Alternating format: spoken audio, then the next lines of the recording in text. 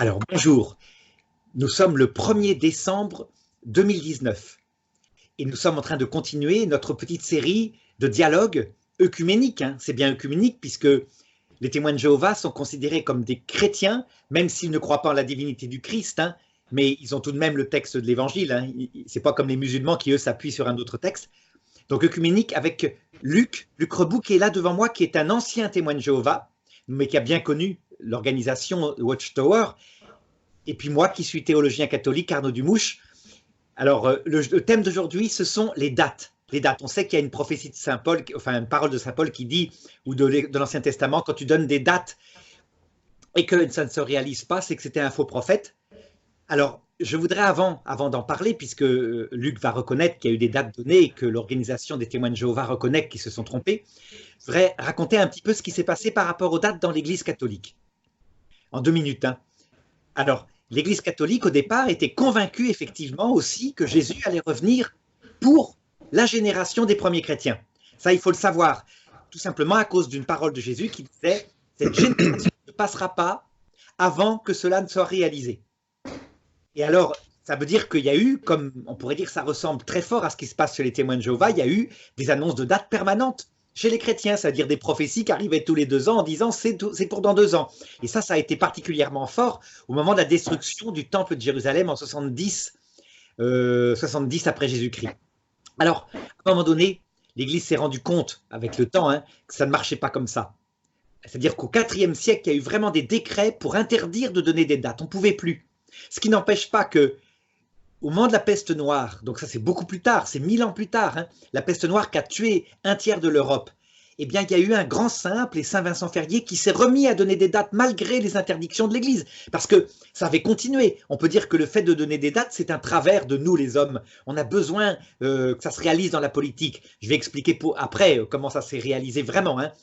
Eh bien, Saint Vincent Ferrier, à un moment donné, prêche, il est avec des pénitents vers 1400 et quelques, et il dit « La fin du monde est pour notre génération. Il n'y a plus de délai cette fois, c'est définitif, il n'y a plus de délai. » Alors il y a un légat du pape qui est là, un légat du pape d'Avignon, puisqu'il y a 2 papes à l'époque, en plus c'est la catastrophe, il y a le grand schisme d'Occident, et qui lui dit « Père, vous savez bien, il y a un décret, vous n'avez pas le droit de donner des dates. »« Ah, je n'ai pas le droit. »« Ah bon, eh bien, allons au cimetière, et nous allons demander à quelqu'un qui vient du ciel ce qu'il en pense. » Et là, il demande à quelqu'un de choisir une tombe au hasard, une personne qui était morte depuis 1 an, il fait ouvrir le cercueil, et la personne ressuscite, il dit « Oui, Père, je confirme, la fin du monde est pour notre génération », si bien que Saint Vincent Ferrier a été canonisé comme l'ange de l'Apocalypse qui dit plus de délai.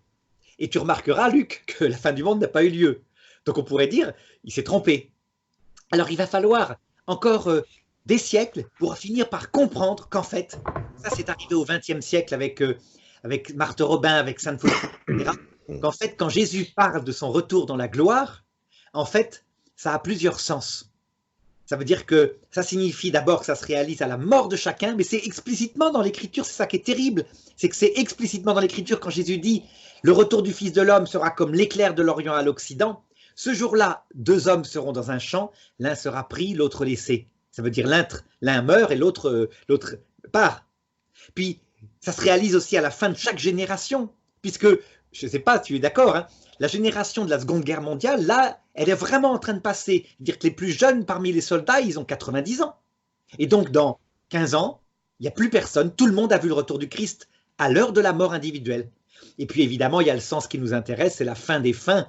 Et là, ça continue. C'est-à-dire qu'il y a dans l'Église et chez les chrétiens des annonces de dates, j'en ai tous les 2 ans à peu près. J'ai obligé de faire des vidéos pour dire, je te rappelle la dernière, c'était quand il y avait une espèce d'alignement d'étoiles là. Je sais pas quoi, c'était une planète Vénus qui était sortie d'un alignement, etc. Tu as entendu. Et là, j'avais dit, c'est de l'astrologie. Alors, on m'avait dit, non, c'est de l'astronomie. J'avais dit, c'est de l'astronomie, mais vous faites des prophéties sur l'astronomie, donc ça s'appelle de l'astrologie. Alors, c'était les évangéliques qui avaient sorti ça. Ils n'étaient pas très contents, mais je crois que c'est un fait. Alors donc, en conséquence, nous disons, nous, catholiques, maintenant, tu vois, avec tout ce temps, la fin du monde est vraiment pour notre génération.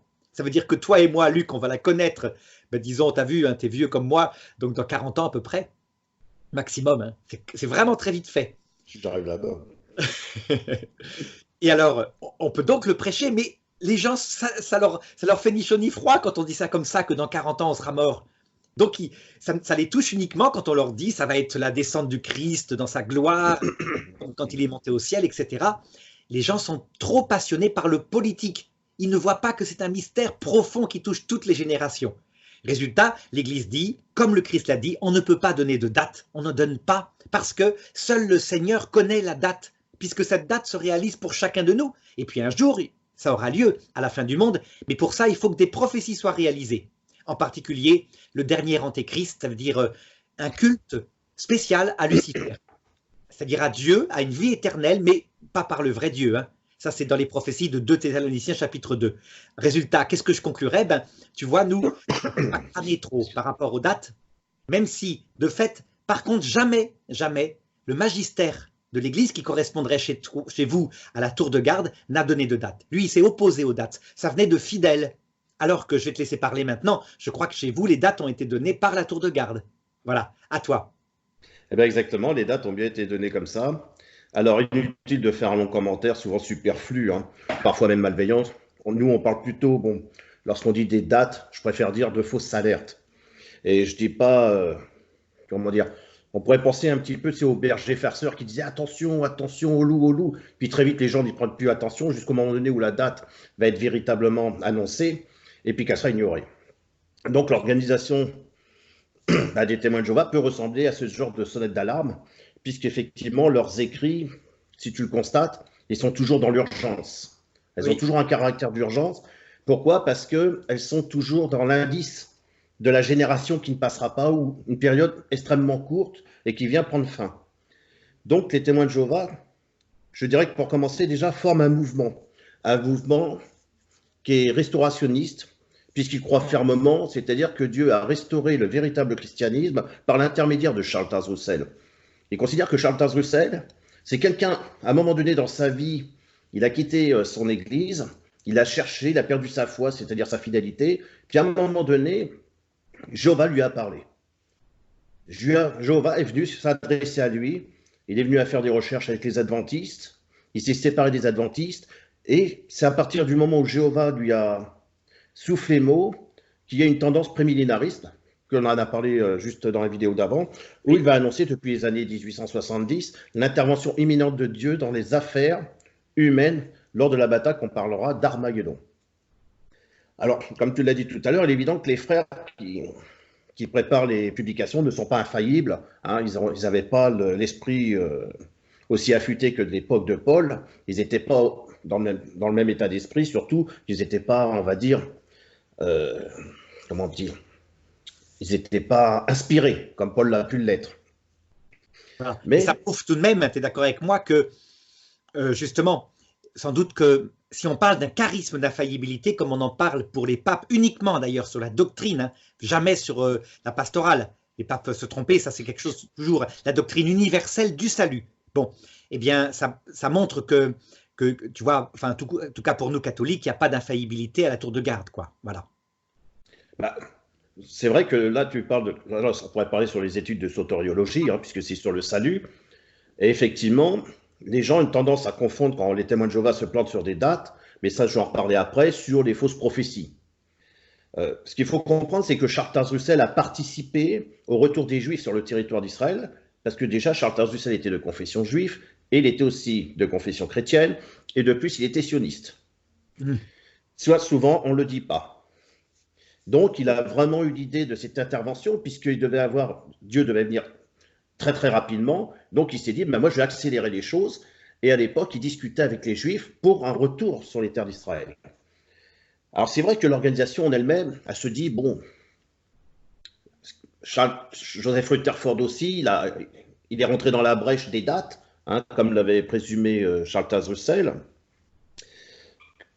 Mais ce qu'on peut dire, c'est qu'à un moment donné, c'est pas trop sur le fait qu'il y ait une erreur. Comment dire ça? Alors attends, parce que là, c'est vrai que...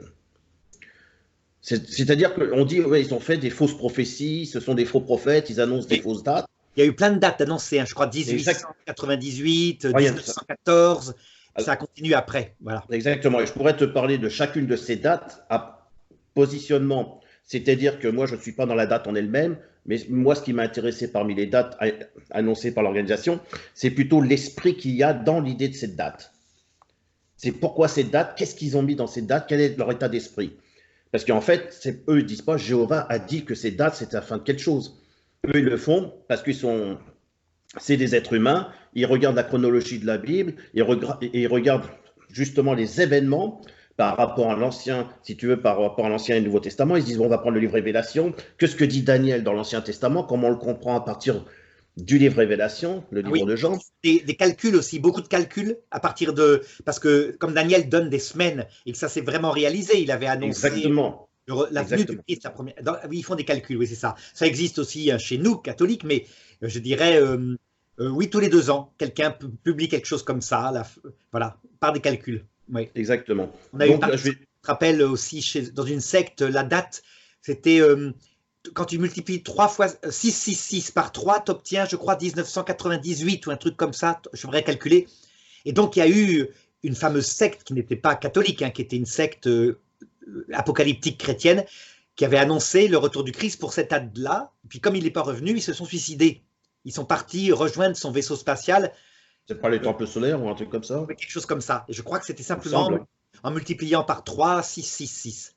Le chiffre de la bête, le fameux chiffre. Là, voilà. Allez, je te laisse parler, excuse-moi. Non, il n'y a pas de souci. Alors moi, par rapport à toutes les dates, je pourrais parler de chaque date, mais ça va nous prendre des heures. Je vais plutôt parler de la date qu'ils ont conservée, c'est 1914, parce que celle-là, elle est très intéressante néanmoins. Alors en fait, pour eux, dans le livre Le Salut qui avait été écrit, 1914 était la fin du monde. C'est-à-dire que c'était la fin d'un système qui allait être remplacé par le système de Dieu. Un système terrestre, c'est-à-dire la venue sur Terre, hein, tu es bien d'accord, c'était millénaire. Étant donné que c'est de la restauration, oui. Pour eux, il n'y avait pas une destruction comme. Alors, c'est vrai qu'ils font des images, des illustrations. Oh, c'est terrible, on voit tout se casser, machin. Bon, c'est une illustration. Mais eux sont dans l'idée, comme on avait parlé pour les membres ONE, une fois qu'après Jéhovah va intervenir. À ce moment-là, effectivement, ça va être la restauration. C'est-à-dire qu'on arrive dans cette partie, hein, qu'on avait parlé du millénium. Voilà. Alors là, je rappelle quand même en 1 minute, enfin même pas 15 secondes pour les catholiques, hein, ou les chrétiens, que l'Église catholique, vraiment, elle condamne définitivement toute idée millénariste dans le catéchisme 676.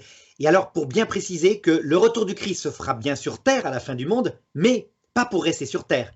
Il emmène les gens dans l'autre monde, comme le monde Saint-Paul. Nous qui serons sur Terre, dit Saint-Paul, c'est-à-dire la dernière génération, nous ne mourrons pas, mais nous serons emportés.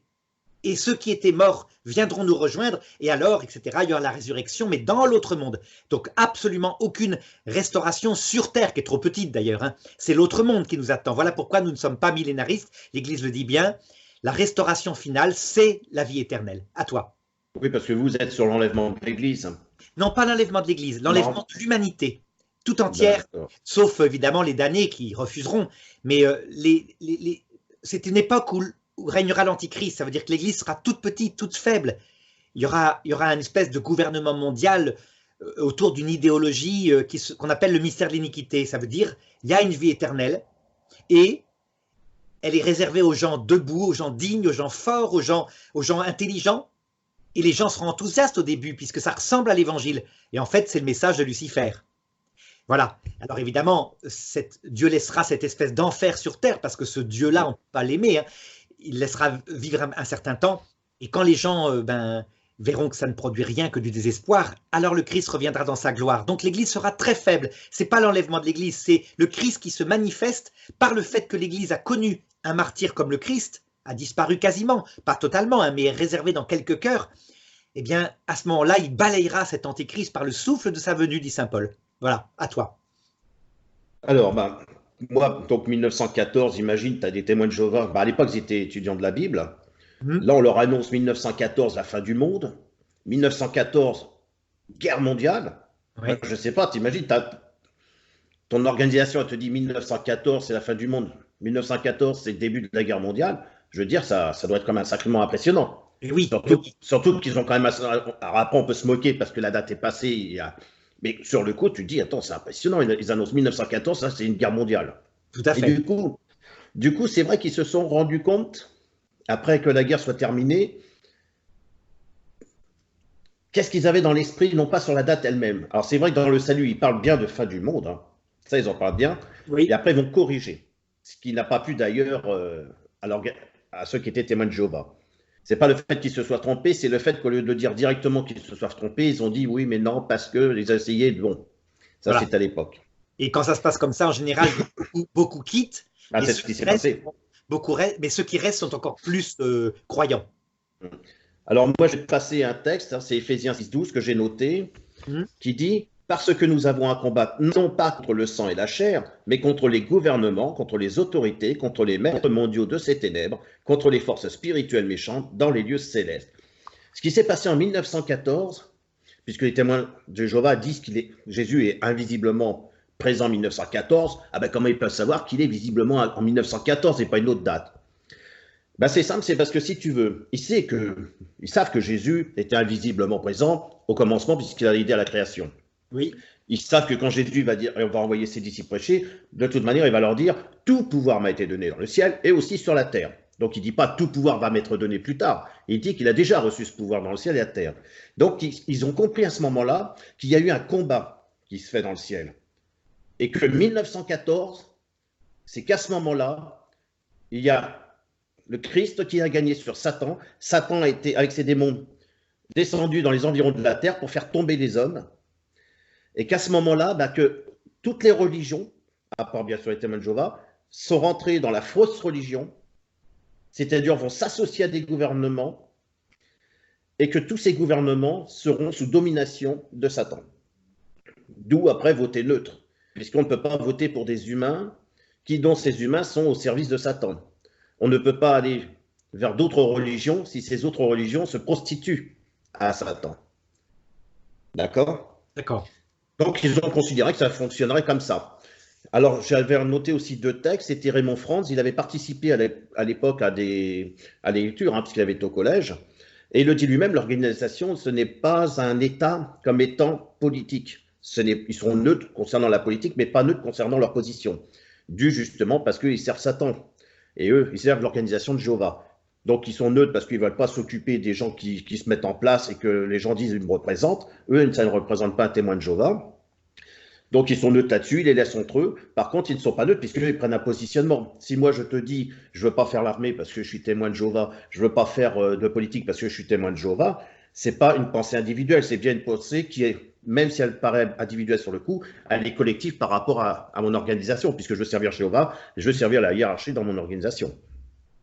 D'accord. Donc, ils avaient parlé d'un livre que j'ai noté. Alors, c'est dans son livre, ça s'appelle Les derniers jours sont de retour, pour donner leur pensée. Hein. C'est le professeur Richard Kiel qui a écrit que des changements soudains et le chaos social créent une atmosphère propice aux prédictions de fin du monde. C'est particulièrement le cas lorsque ces changements et ce chaos semblent inexplicables. Alors moi, je me suis intéressé à savoir qui est Charles Taze Russell. Mhm. Parce que c'était l'important, c'est lui qui a ouvert ce chemin, c'est Jéhovah qui l'a choisi lui. Donc c'est un peu, je veux dire, quand les gens vont étudier Jésus parce que Dieu a choisi Jésus. Donc tu veux connaître plus Jésus pour savoir. Bon, bah, c'est pareil. Vous allez chercher à connaître un petit peu plus Saint Augustin, Saint Thomas d'Aquin. Vous allez essayer de voir vers les personnes qui ont vraiment de la connaissance, qui sont érudits dans ce domaine. Eh bien, Charles Taze Russell, comme je te l'ai dit, était de confession juive, il était aussi sioniste et de confession chrétienne. Et du coup, ce que lui, il a voulu, c'est pousser vers un sionisme chrétien. Puisque j'ai parlé dans la vidéo, juste avant, celle qu'on a fait sur le millénium, de la pyramide et des pierres qui vont venir se rattacher. Et c'est vers le mont Sion, parce qu'il dit qu'on ira vers le mont Sion. Le mont Sion, c'est d'accord. Voilà, le royaume du Christ, le Christ régnera physiquement depuis le mont Sion. Voilà. Exactement. Donc à ce moment-là, Charles Taze Russell, qui lui-même était sioniste, a amené un sionisme chrétien. Il savait très bien que les Juifs en eux-mêmes, ceux qui pratiquent le judaïsme, ne pouvaient pas retourner en Terre Sainte, simplement parce que pour eux, le Messie n'est pas encore venu. Mais pour lui, le Messie était déjà venu, parce que c'était Jésus. Donc c'est le sionisme chrétien qui a poussé et qui continue de pousser tous les Juifs vers la terre d'Israël, pour le retour de Jésus. Oui, je comprends, tout à fait. Et les évangéliques ont la même chose. Alors, je te dis en deux secondes, la foi catholique n'est pas sioniste, mais elle constate qu'il y a des prophéties où Jésus annonce explicitement la dispersion du peuple d'Israël et son retour dans cette terre à un moment donné. Et il y a d'autres prophéties qui annoncent même, plutôt dans le livre des Maccabées, deuxième livre des Maccabées, la redécouverte de l'Arche d'Alliance, la reconstruction du temple. Ce qui veut dire que pour les catholiques, le peuple juif reste dans sa prophétie charnelle, c'est-à-dire son histoire politique, un peuple donné par Dieu qui annoncera la fin du monde, effectivement, le retour du Christ. Eh bien, tu vois que 1914, c'est quand même une date importante. Donc, même si on dit qu'il n'y a pas eu la fin du monde, on peut dire que c'est de la fausse. Moi, je laisse les gens, même les ex-témoins de Jéhovah, quand ils disent c'est une fausse prophétie et tout, moi, je les laisse dire, ça ne m'intéresse pas, parce que c'est pas ma manière de penser. Moi, c'est plutôt de savoir ce qu'ils ont dans la tête, ce qu'ils pensent et comment la théologie s'est formée. Oui. Et donc, 1914, tu vois, c'est pas anodin. Je vais te lire 2 passages. Puis pour les internautes pourront, de manière, je mettrai des liens, mais qui pourront retrouver sur Internet. Alors, je vais te lire 2 éléments clés. Le premier, c'est en 1896. Alors, je le lis. Officiellement, à la suite des réflexions que lui inspire l'affaire Dreyfus, un journaliste viennois juif, Theodor Herzl, publie l'État des Juifs, dans lequel il promeut Theodor Herzl, oui, Herzl. Nous, on prononce Herzl, comme ça. on dit. Ah, excuse-moi. Herzl. Non, si, tu as bien fait de me le Donc, publie l'État des Juifs, dans lequel il promeut la création d'un État pour les Juifs et en détail les institutions, le fonctionnement. Il crée aussi l'organisation sioniste, dont les premiers congrès se réunissent à Bâle en 1897 et qui va continuer son œuvre après sa mort en 1904. C'est l'organisation sioniste qui entérine le choix de la Palestine pour les États juifs. D'accord ? Oui. Maintenant, on a un deuxième élément clé, c'est l'accord à Havara. L'accord à Havara, c'est l'accord de transfert, signé le 25 août 1933. Alors là, c'est aussi intéressant. Après 3 mois de négociations entre la Fédération sioniste d'Allemagne, la banque Lemi, alors la banque Lemi, j'ai noté, a été fondée en 1902 et fait partie de l'idéal sioniste de Theodor Herzl. Herzl, oui. Herzl. Donc, la banque Lemi, sous l'essor de l'agence juive, structure de liaison entre les sionistes établis en Palestine et les autorités britanniques, qui eux, je le souligne, hein, c'est des chrétiens, ils se disent chrétiens, mais de confession abrahamique, un petit peu comme l'islam. Donc, l'agence structure de liaison entre les sionistes établis en Palestine et les autorités britanniques ayant conquis la Palestine dès 1918 et ayant ensuite reçu mandat de la Société des Nations, hein, qu'on a changé après par la suite par les Nations Unies, Société des Nations, de l'administrer, de la gérer. Et les autorités, bien sûr, donc on a la Fédération sioniste d'Allemagne, la banque Lemi et l'Allemagne nazie avec Hitler, arrivé au pouvoir le 30 janvier 1933, qui va soutenir cette idée d'un transfert de ces personnes directement en terre d'Israël. Et après, on sait que jusqu'à... Bon, après c'est de la politique, mais on sait qu'arrivé en 1939, Hitler, après l'invasion de la Pologne, va changer d'avis sur cette idée. Donc, ce qui fait, qu'est-ce qu'on peut dire? On peut dire qu'il n'y a pas de prophétisation particulière sur 1914, mais quand même, on peut voir qu'il y a quand même Charles Russell, Rutherford qui se sont opposés à l'Allemagne nazie pour protéger les Juifs. Et ils ont bien compris que dans le transfert, c'est un acte pris qui permettrait peut-être, même proportionnellement, de risquer l'extermination des Juifs par l'Allemagne nazie. Alors effectivement, qu'est-ce qu'on peut dire? Qu'il y a une erreur. On peut dire qu'ils ont commis peut-être une erreur d'interprétation sur ces dates. Mais quand tu regardes le déroulement, on voit bien que cette date, elle a été quand même importante dans l'organisation et qu'il la conserve et qu'il y a des raisons de la conserver. Voilà, moi c'est tout ce que je voulais dire. Juste renoter ici que la société Watchtower s'efforce de tenir les membres au courant des dernières connaissances en accord avec les événements prophétiques et historiques rapportés par les Écritures. Donc je pense que chaque date qu'ils ont annoncée corrobore à des situations politiques. Moi j'ai expliqué celle de 1914, il faudrait que j'ai du temps pour expliquer les autres. Mais je peux soutenir que même si on ne sait pas l'heure, la date ou l'heure comme Jésus le dit, on a quand même des indices qui nous permettent de comprendre le cheminement de ce qui est en train de se passer actuellement. Voilà, oui, c'est tout ce que il y a des indices, certainement. Simplement, ce qu'on doit garder en tête, c'est que voilà, le Watchtower, c'est une organisation de penseurs de type protestant, évangélique à la base, et puis devenu non, enfin, Jésus-Christ n'est pas Dieu, hein, et qui pensent par eux-mêmes, quoi. C'est-à-dire qu'il n'y a pas cette protection infaillible. Et donc, le fait que sur un point tellement grave, parce qu'un magistère qui donnerait une fausse date, évidemment, c'est significatif, hein, bien, indique qu'on doit absolument garder l'esprit profondément critique sur toutes les interprétations eschatologiques des témoins de Jéhovah. C'est-à-dire c'est pareil, quoi. C'est-à-dire qu'il y a manifestement des scénarios qui sont construits, éventuellement rectifiés dès que ça ne marche pas.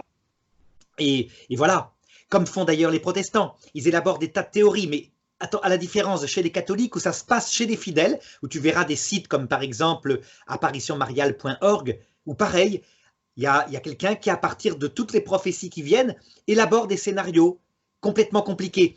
Moi, je l'ai fait dans mon livre sur la fin du monde, mais je dis bien attention, ça c'est la foi de l'Église et ça c'est une hypothèse de moi, tout seul, qui va se planter peut-être. C'est-à-dire qu'aucune espèce d'intention de dire que je suis prophète, du tout. C'est-à-dire j'essaye de reconstituer et je le fais uniquement avec les repères infaillibles de l'Église. Les repères infaillibles, c'est-à-dire le catéchisme de l'Église catholique, principalement, numéro 675, 76, qui donne la clé de tout ça. Voilà, je crois que j'espère, enfin je pense que les témoins de Jéhovah sont devenus beaucoup plus prudents à cause de ces erreurs de date, du côté de la Watchtower en tout cas, me semble-t-il, et donc j'espère qu'ils le seront encore plus, quoi. Là, tu vois, moi j'avais mis des ouvrages Seul face au lion, tu vois, les témoins de Jéhovah avec Guy Canonici, c'est des témoins de Jéhovah. Alors, elle explique son histoire quand elle était là-bas, hein. Et puis Canonici, il explique un petit peu tout. J'ai lu pas mal sur eux, sur leurs petits journaux, j'ai lu pas mal au niveau de ce qui pouvait être intéressant, en tout cas sur des frères qui ont vécu ou des sœurs là-bas.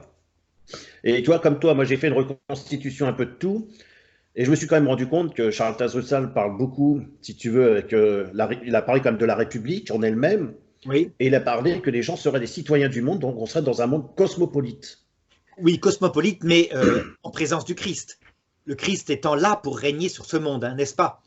Bah, même avant, puisque c'est ce que Jéhovah attend, c'est déjà justement ce changement. Et je compare aussi avec les Britanniques, parce que les Britanniques, c'est une religion, comme je t'ai dit, abrahamique, mais Oui. qui se définissent comme des citoyens, pas comme chrétiens, comme des citoyens. Tout à fait. Et mon ressenti fait que je me rends compte que tous les pays sont gouvernés de plus en plus par des républiques, que les républiques sont mises en avant, hein, comme si c'était comme une nation, comme un pays, et que moi j'ai ce ressenti que je vois, que je me dis si eux se trompent sur l'histoire de l'Antichrist, je ne suis pas sûr, parce qu'on voit quand même de plus en plus une république qui se met en marche sur le monde avec Oui, elle avance avec les mêmes rouages qu'une religion, qu'une idéologie. Là-dessus, il ne se trompe pas. Là où il se trompe, à mon avis, c'est de penser que sur Terre, en présence du Christ, il puisse y avoir le bonheur. Sans la vision béatifique. Ça veut dire que pour eux, l'Église catholique, elle l'affirme, elle a peut-être plus d'expérience. Et pour ça, créer un idéal sur Terre de bonheur et de béatitude même, avec le démon qui est attaché, et c'est formidable parce que le Christ est là, ou alors son Église, c'est illusoire. Tant qu'on est sur Terre, il y a ces pulsions en nous, il y a ces conséquences que nous on appelle les conséquences du péché originel, qui fait que ça n'arrivera cette chose-là que dans l'autre monde, une fois délivré de cela, et dans la vision béatifique qui nous stabilisera dans l'humilité et l'amour. Là, d'accord. Mais tu vois, la vision béatifique, c'est quelque chose d'unique, c'est voir l'essence même de Dieu. Donc, la Trinité, face à face, c'est pas seulement voir l'humanité du sainte du Christ, hein. C'est carrément sa divinité à lui. Sinon, le cœur n'est pas comblé et le cœur finit par se révolter, par être mal, par avoir des angoisses. Donc là, voilà pour moi l'erreur principale de tous les millénarismes et des témoins de Jéhovah en particulier. Et pourtant, moi, je trouve que le millénarisme, en tout cas le millénium, c'est quand même un point, une clé centrale pour comprendre le monde actuel. C'est-à-dire tout ce qui est en train de se passer, tout ce qui est en train de se faire, la décomposition qu'ils en ont fait avec le dispensationalisme. Je pense que justement, moi, je ferai des vidéos là-dessus, hein, comme une forme de puzzle. Certainement que le millénium. C'est l'esprit, si tu veux, c'est l'esprit qui s'en dégage. Il se fera par le démon, par l'antichrist, quoi. C'est-à-dire que lui, il créera un espèce de paradis. Ouais. Exact. Là, voilà. Moi, c'est ce que je pense que c'est ça. C'est que dans le millénium, en fait, tel que Charles Tazossal le voit, puisque moi, je sais qu'il était franc-maçon, il appartenait au York, et je me rends compte de plus en plus quand je lis des histoires. Je ferai d'ailleurs une histoire sur Tempête au Mexique, où tu vois des protestants, des catholiques qui veulent s'investir en Mexique pour convertir des protestants. J'en dis pas plus, puisque je vais parler de cette histoire-là. Mais tu verras que derrière se cache beaucoup d'idéologie de la maçonnerie. Entre les York, entre la franc-maçonnerie écossaise, tout ça. En fait, il y a une république laïque. La république laïque, d'ailleurs, tu as même le plus grand d'Orient de France à l'époque qui avait dit « Nous, on s'occupe que de la partie laïque ». Absolument. Et donc, c'est créer un paradis sur Terre, mais sans Dieu. Exactement. sans doute. Exact. Bah, disons avec le transhumanisme, certainement, transformer les gens. Voilà. Et ça, d'accord. Alors là-dessus, je te rejoins complètement. D'ailleurs, ça rejoint le catéchisme de l'Église catholique qui dit au numéro 676, toute tentative de créer le paradis sur terre est l'antéchrist. Elle dit ça maintenant. On sait qu'il n'y a que Dieu qui peut créer. Satan, lui, ne peut pas créer, mais par contre, il peut utiliser les éléments que Dieu a mis en place pour laisser croire que lui fait les choses. Absolument. C'est donc un faux paradis. Ben merci. Luc, est-ce que tu as quelque chose à ajouter, peut-être? Non, moi j'ai tout dit concernant 1914. Je pourrais parler des autres dates, mais toi, il faudrait que je fasse peut-être des vidéos, mais c'est très très long parce qu'il faut que j'ai fait beaucoup de recherches là-dessus. À chaque fois, ils ont essayé de trouver une explication comme ils pouvaient pour les autres dates aussi, mais c'est vrai que tu as pris Moi j'en ai des explications, même sur 1975, avec le comptage qu'ils ont fait à partir de Adam et tout. Mais moi, en fait, si tu veux, dans mon ressenti et dans ce que je sais de construire, c'est pas le fait de dire, je pourrais dire, bah tiens, la date est fausse, et puis je vais vous expliquer pourquoi. Eux-mêmes le reconnaissent, donc c'est plus la peine de dire. Est-ce que simplement, avant de conclure, tu pourrais me donner 5 ou 6 dates qu'ils ont données? Il y a eu donc 1800. Il y avait 75, 1975, il y avait 1914. J'ai plus les autres dates. D'accord, il y en a eu une dizaine, tout à fait. Maintenant, non, mais il y en avait beaucoup. Il n'y en a plus maintenant. Il y en a plus maintenant. Moi, je me suis concentré sur celle-là, et pas sur celle-là, je me suis concentré pour l'instant, je travaille sur celle de 1975. D'accord. Parce que je sais qu'il y a les autres dates avant lui, c'était avec Charles. Donc j'essaie moi de reprendre un petit peu le puzzle que Charles a fait. Et j'essaie de comprendre aussi au terme de moyens de ce que je connais sur la franc-maçonnerie écossaise, quoi. Et puis des York, surtout des York. Ça va. Parce que c'est eux que je recherche et de mieux comprendre. Donc j'ai des ouvrages, mais le temps que je lise, le temps que je compare, parce que je ne veux pas non plus dire des choses, ça sera mon ressenti. Une autre fois. Ouais. Et je te remercie beaucoup. Je crois que c'était très intéressant. Là, on est les droits au but. Et donc la prochaine fois, tu as déjà l'idée du sujet que nous ferons? Après, c'est toi. Si tu veux qu'on parle des fausses religions, si tu veux on en décidera après. Si tu en laisses, d'accord. On n'en parle pas aux internautes. Ils ont la joie de le découvrir la prochaine fois. Ben merci beaucoup et à bientôt alors. À bientôt. À bientôt.